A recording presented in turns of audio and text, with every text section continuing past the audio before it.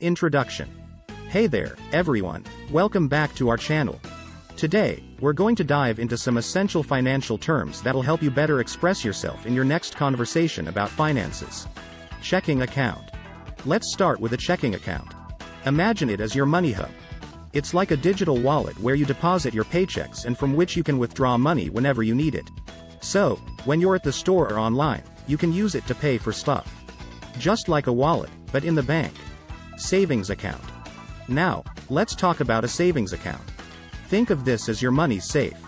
You put money in there, and it earns a little extra money called interest. It's like your money is growing while it's tucked away. People use savings accounts to save up for big things, like a vacation or a cool gadget. Statement. A statement is like a financial report card. Your bank sends it to you every month. It shows you all the money coming in, like your paycheck, and going out, like bills and shopping. It helps you keep track of where your money is going. Withdrawal. Speaking of money going out, a withdrawal is when you take money from your account. Imagine you're at an ATM or in the bank, and you're taking out cash for something you want to buy. That's a withdrawal. ATM, automated teller machine. And that leads us to an ATM. It's like a money vending machine. You put in a card, press some buttons, and out comes the money you want. Super handy when you need cash on the go. Overdraft. Now, let's talk about an overdraft. Imagine you have $10 in your account, but you spend $15.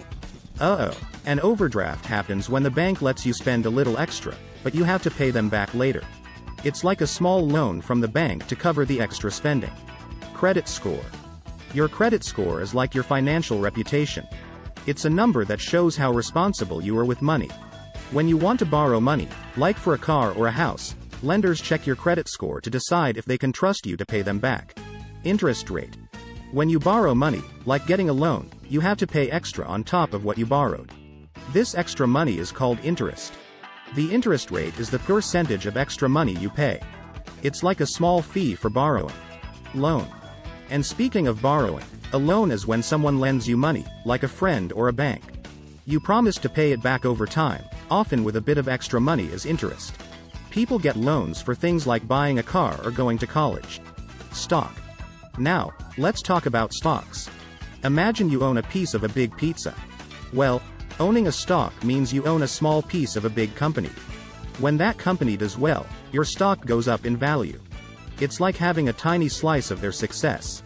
Return on investment, ROI. Return on investment, or ROI, is like measuring how well your money is working for you. Imagine you lend money to your friend, and they give it back with some extra cookies. The cookies are your ROI, the reward you get for lending your money. Taxes. Time to talk about taxes. They're like the fees we pay to our community.